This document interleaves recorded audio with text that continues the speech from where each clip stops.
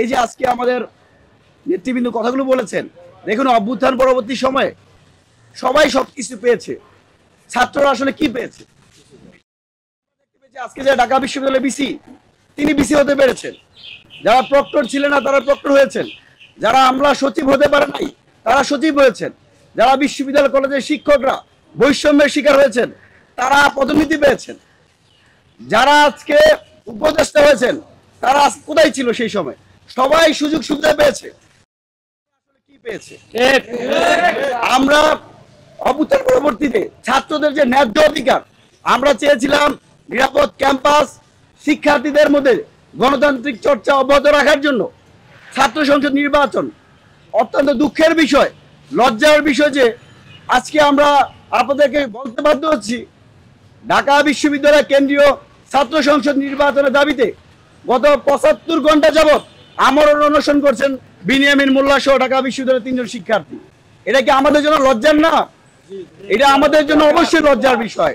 আমরা ঢাকা বিশ্ববিদ্যালয় সব ডাকসু, জাকসু, রোকসু সহ প্রত্যেকটা বিশ্ববিদ্যালয় ক্যাম্পাসে অনতিবিলম্বে ছাত্র সংসদ নির্বাচনের দাবি জানাই।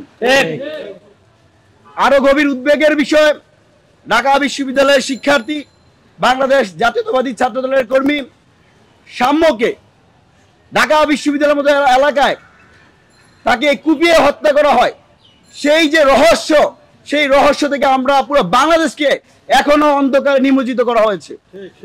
আমরা মনে করি এই ঘটনার প্রেক্ষাপটে বিশ্ববিদ্যালয়ের প্রত্যেকটা শিক্ষার্থী নিরাপত্তাহীনতা ভোগ করছে, একই সাথে পুরো বাংলাদেশ আজকে নিরাপত্তাহীনতা ভোগ করছে।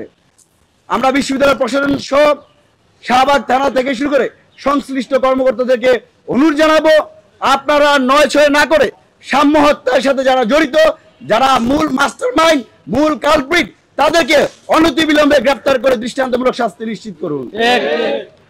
একই সাথে আজকে দেখুন আমরা বিভিন্ন পর্যায়ে শুনতে পাই ছাত্র সমাজের মধ্যে বিভাজন, ছাত্র জনতার মধ্যে বিভাজন।